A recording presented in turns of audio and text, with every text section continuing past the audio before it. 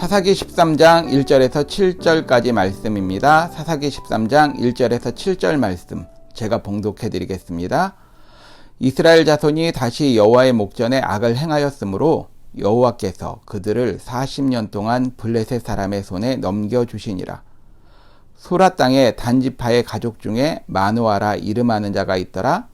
그의 아내가 임신하지 못하므로 출산하지 못하더니 여호와의 사자가 그 여인에게 나타나서 그에게 이르시되 보라, 내가 본래 임신하지 못하므로 출산하지 못하였으나 이제 임신하여 아들을 낳으리니 그러므로 너는 삼가 포도주와 독주를 마시지 말며 어떤 부정한 것도 먹지 말지니라. 보라, 내가 임신하여 아들을 낳으리니 그의 머리 위에 삭도를 대지 말라. 이 아이는 태에서 나옴으로부터 하나님께 바쳐진 나실인이 됨이라. 그가 블레셋 사람의 손에서 이스라엘을 구원하기 시작하리라 하시니 이에 그 여인이 가서 그의 남편에게 말하여 이르되 하나님의 사람이 내게 오셨는데 그의 모습이 하나님의 사자의 용모 같아서 심히 두려움으로 어디서부터 왔는지를 내가 묻지 못하였고 그도 자기 이름을 내게 이르지 아니하였으며 그가 내게 이르기를 보라, 내가 임신하여 아들을 낳으리니 이제 포도주와 독주를 마시지 말며 어떤 부정한 것도 먹지 말라. 이 아이는 태에서부터 그가 죽는 날까지 하나님께 바쳐진 나실인이 됨이라 하더이다 하니라. 아멘. 우리 시간 함께 기도하시겠습니다. 하나님, 오늘도 우리의 삶에 은혜가 필요함을 주님 앞에 고백합니다. 은혜가 없이는 살아갈 수 없는 존재임을 다시금 겸손하게 고백드립니다.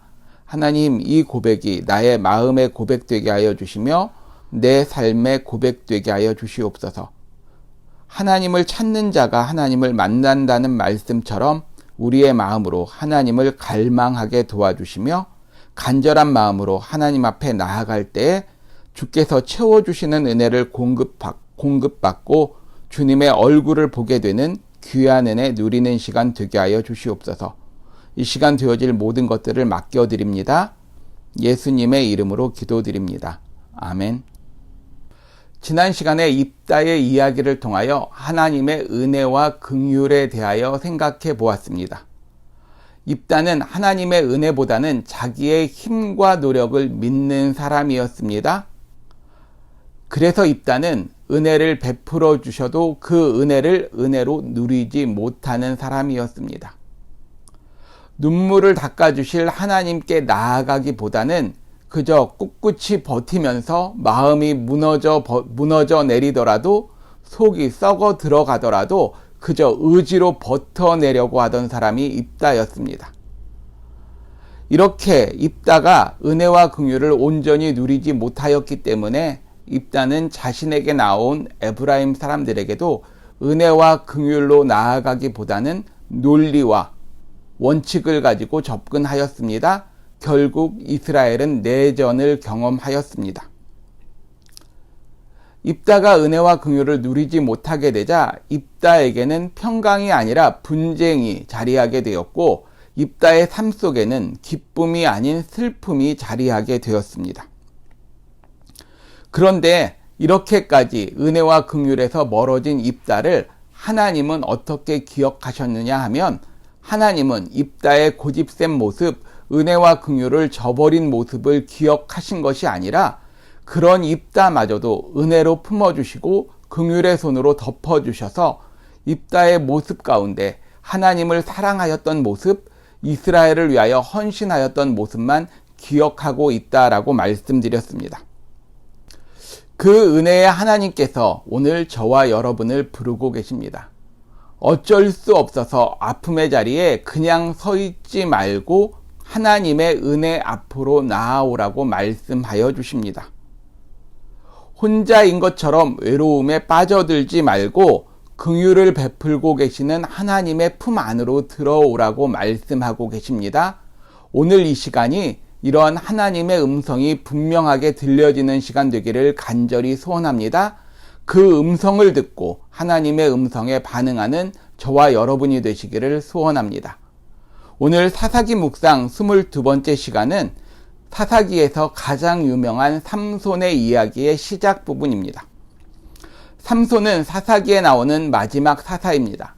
삼손 이야기 다음에도 두 가지 사건이 기록되고 있지만 사사기의 기자는 의도적으로 사사들의 이야기를 먼저 들려주고서 그 뒤에 그 시대 사람들이 어떻게 살았는지를 우리들에게 보여주고 있는 것입니다. 이스라엘의 역사 속에서도 이제 삼손 시대에 등장하는 블레셋이 이후로 사무엘 시대와 사울 시대 그리고 다윗 시대에 이르기까지 이스라엘의 가장 강력한 대적이 되었던 것을 생각하면 이렇게 이어지는 것이 자연스럽고 옳습니다. 지금은 사사시대 말기입니다. 이스라엘은 다시 여호와의 목전에 악을 행하였고 하나님께서는 그런 이스라엘을 이방 민족인 블레셋 사람들의 손에 넘겨주셨습니다. 이렇게 기록한 성경은 갑자기 소라 땅에 살고 있는 단 지파의 한 가정, 마누아의 가정으로 그 초점을 옮겨버립니다.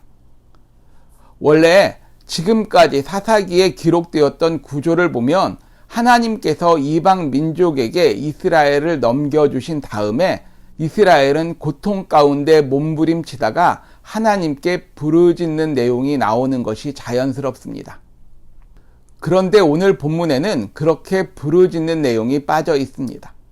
사사시대 말기가 되며 이스라엘의 믿음이 자꾸 내리막으로 곤두박질 치다 보니 이제는 고통을 당해도 고난을 당해도 하나님 앞에 부르짖을 믿음마저 남아있지 않게 된 것입니다. 어려움 가운데서 하나님을 향하여 신음소리를 낼 믿음조차도 남아있지 않은 모습이 오늘 말씀에 기록되고 있는 것입니다. 계속되는 삶의 패턴에 익숙해지니까 이제는 그러려니 하며 순응하고 살아가는 것입니다. 어떠한 고통이 자극이 와도 반응하지 않는 것입니다. 살아있는 모든 것들은 자극에 대하여 고통에 대하여 반응합니다. 그래서 자극에 반응하지 않을 경우 그것을 죽었다라고 간주하기도 합니다. 이렇게 본다라면 이스라엘의 믿음은 죽어 있습니다. 이스라엘은 영적으로 죽은 것입니다. 고통이 찾아왔음에도 불구하고 이들은 하나님을 향하여 반응하지 못하고 있습니다. 고통의 문제에 몸부림치는 일조차도 잊어버린 것 같습니다. 그들에게 무엇이 잘못되었는지를 그들이 모르는 채 살아가고 있는 것입니다. 도대체 왜 이렇게까지 이스라엘이 무너져 내리게 되었을까요? 물론 저희는 지금까지 사사기의 말씀을 계속 보아가면서 이스라엘이 영적으로 점점점 더 나빠져 가는 모습을 보고 있었습니다. 그런데 그래도 바로 앞에 입다의 사건 때만 하더라도 이스라엘은 하나님께 형식적으로라도 부르짖는 모습이 존재했습니다. 그런데 이제 오늘 본문에 와서는 이스라엘에게 그런 모습마저 사라질 만큼 이스라엘이 달라졌다는 것입니다. 도대체 무엇이 이스라엘을 이렇게 더 나쁘게 만든 것일까요? 오늘 본문 바로 앞부분에 입다의 죽음과 오늘 본문 사이에는 우리에게 잘 알려지지 않은 사사 3명의 이름이 나옵니다. 입산과 엘론과 압돈이라는 이름입니다. 이렇게 생소한 이름 그리고 구체적인 사건이 나열되지 않은 사사들을 쉽게 소사사라고 부릅니다. 소사사라고 하여 그들이 하나님께 쓰임받지 못했던 것은 아니지만 사사시대가 저물어 갈수록 이스라엘의 믿음이 떨어져 갈수록 이스라엘의 지도자들도 그 수준에 맞는 지도자들이 나타났던 것입니다.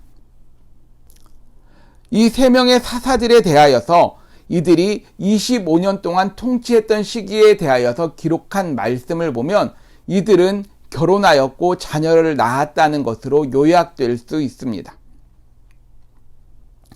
그들의 통치 시기 25년 동안은 분명 편안했을 것입니다. 전쟁의 위험도 없었고 또 다른 어려움도 없었던 것 같습니다. 그런 시기에 이들은 그 편안을 누리기에 바빠서 다른 것들을 하지 못했던 것 같습니다. 아니, 어쩌면 그들도 나름대로 그 편안을 만들려고 노력했는지도 모르겠습니다. 이방 민족의 왕들처럼 수많은 아내를 얻어 그것으로 평화를 유지하고 또 자녀들을 많이 낳아 그 자녀들을 결혼시킴으로 편안을 유지했는지도 모르겠습니다. 하지만 분명한 것은 그들이 25년 동안 편안을 누리면서 하나님 앞에 나아가는 움직임은 시작되지 않았다는 것입니다. 결국 하나님 없는 편안함 25년이 오늘의 결과를 낳고 있는 것입니다. 이스라엘이 이렇게 영적으로 완전히 무너져 내리게 된 것입니다. 그리고 그 결과로 드러난 것이 오늘 본문의 이스라엘입니다. 오늘 본문의 이스라엘은 하나님께 부르짖을 믿음조차 없는 이스라엘이 되어버렸습니다.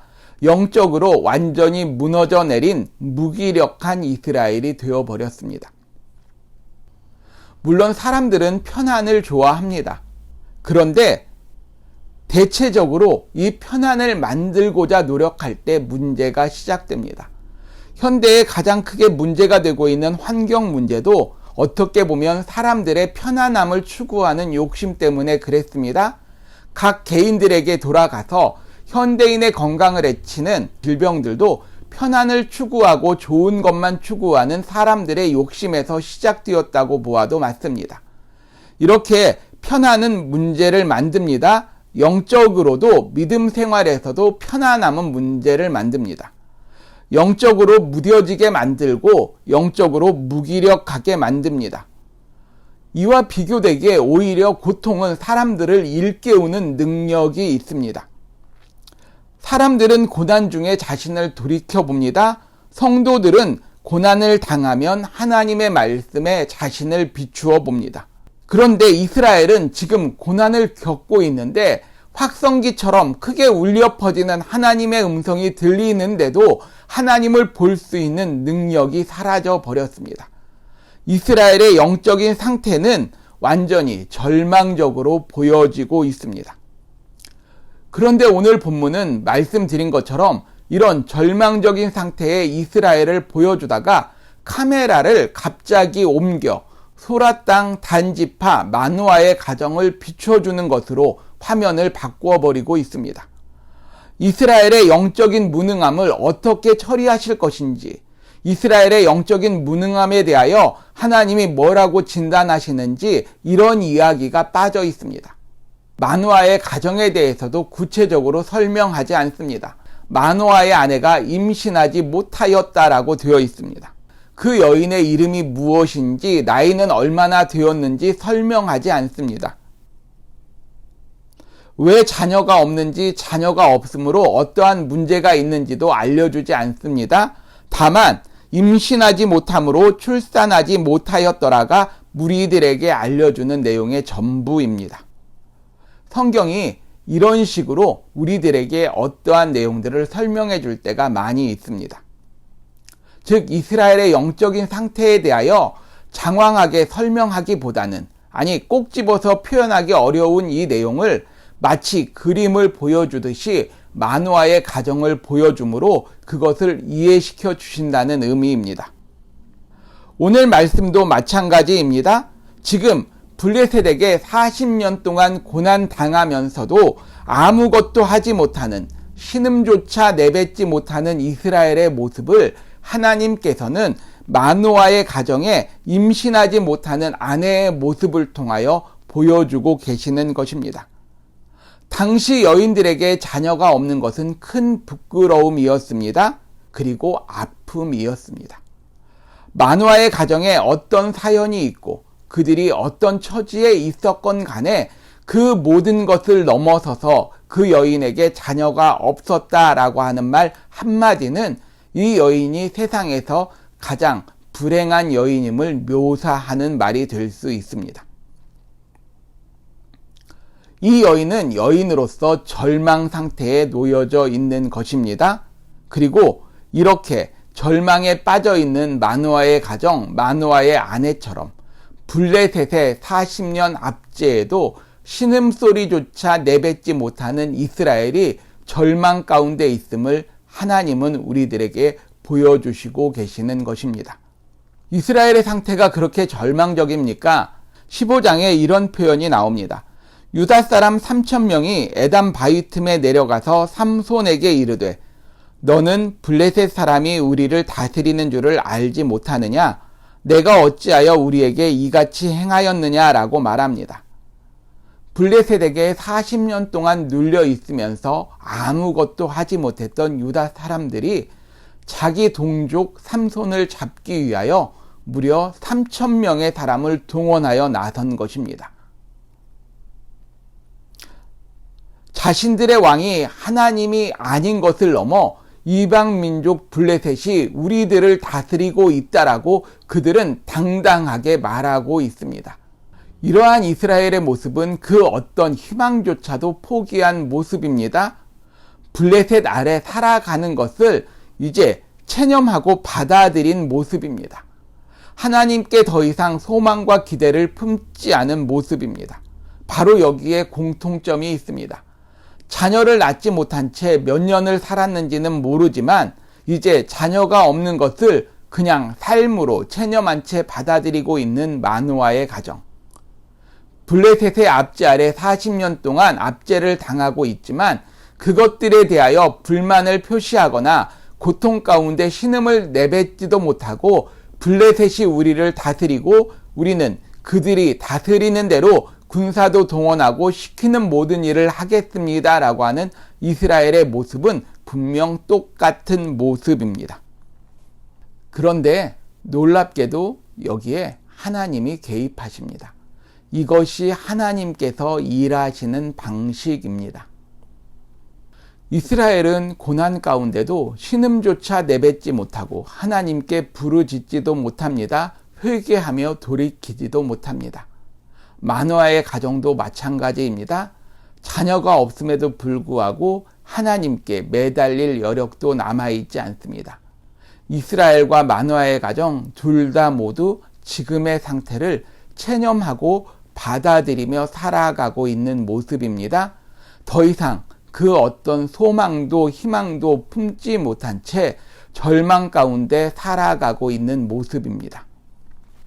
이런 상황에서 벗어나는 것이 불가능하다고 여겨졌는지도 모르겠습니다.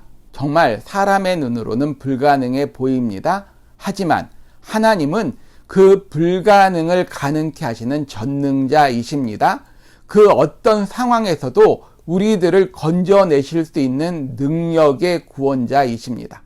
그 하나님이 지금 마누아의 가정 가운데 개입하고 계십니다.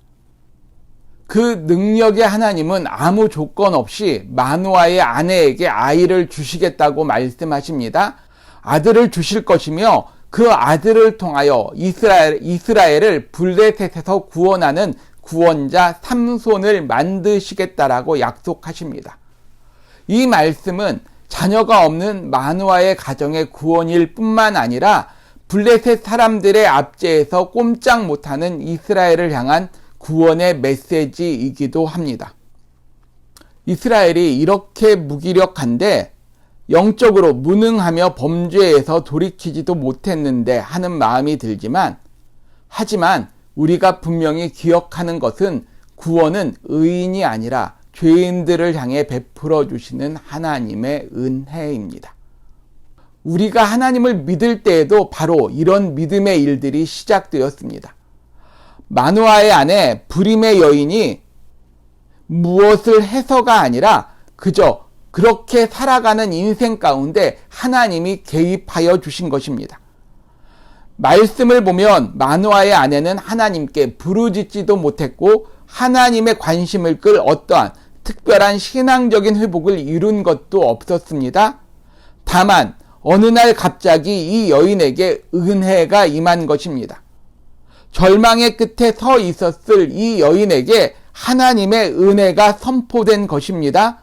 갑자기 찾아온 하나님의 사자가 불임이라는 절망에 매달려 있는 이 여인에게 이제 아이를 낳을 것임을 선언하여 주신 것입니다. 은혜는 자격이 있어서 받는 것이 아닙니다.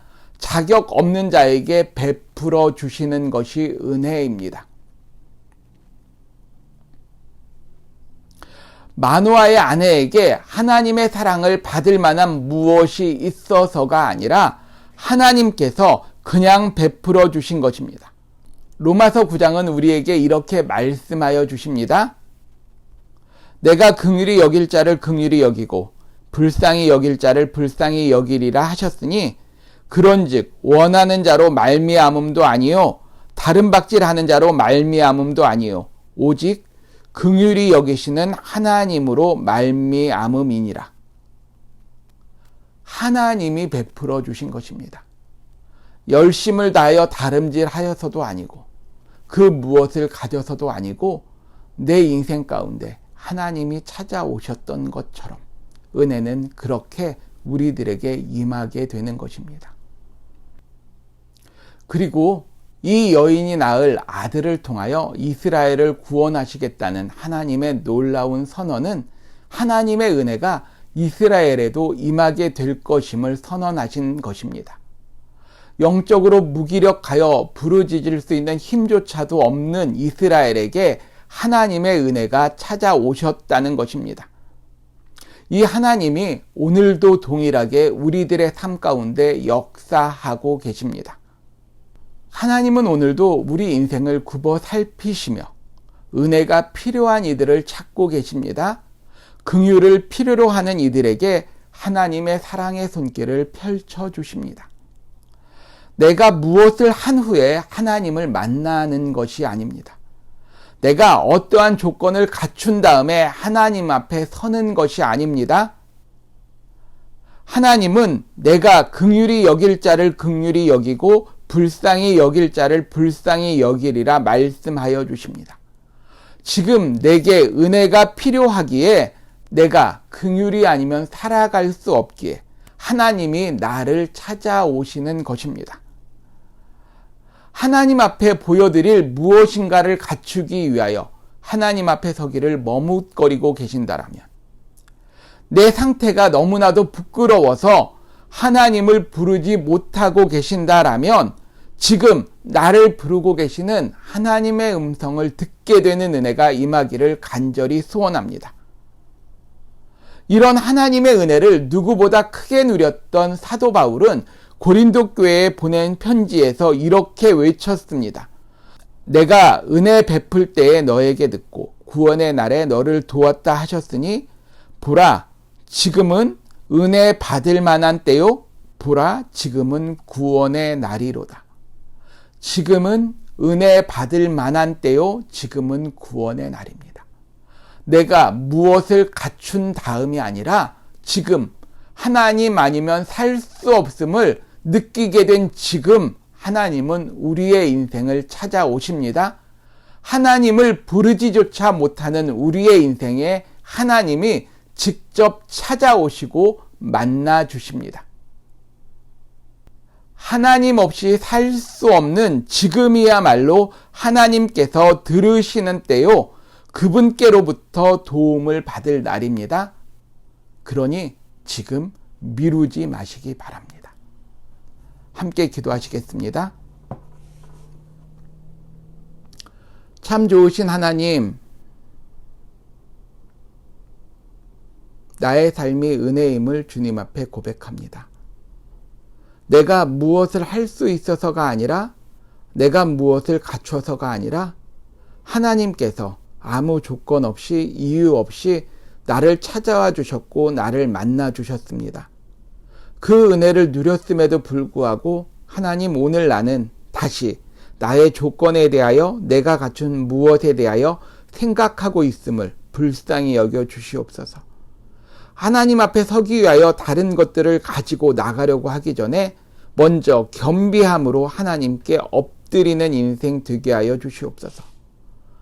내가 하나님이 필요하기에, 하나님이 아니면 살 수 없기에 그 마음 하나님 앞에 꺼내어 놓는 은혜 누리게 하여 주시옵소서.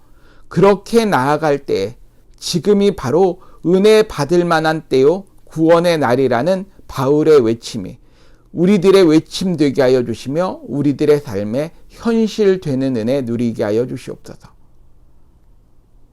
영적으로 무기력하여 고난 중에도 신음조차 흘려내지 못하고 있는 나를 긍휼히 여겨주시고, 영적으로 무너져 내렸음에도 그것을 깨닫지 못하는 나를 불쌍히 여겨주시고 주의 은혜로 긍휼로 나를 덮어 주시옵소서. 완전히 무너져 버린 이스라엘을 회복시키시며 불임의 시간을 보냈던 마노아의 가정에 자녀를 허락하셨던 그 주의 놀라운 능력이 오늘을 살아가는 나의 삶을 붙들어 주심을 믿게 하여 주시고 그 주님 앞에 겸비함으로 나아가는 은혜 누리는 우리 모두 되게 하여 주시옵소서. 예수 그리스도의 이름으로 기도드립니다. 아멘.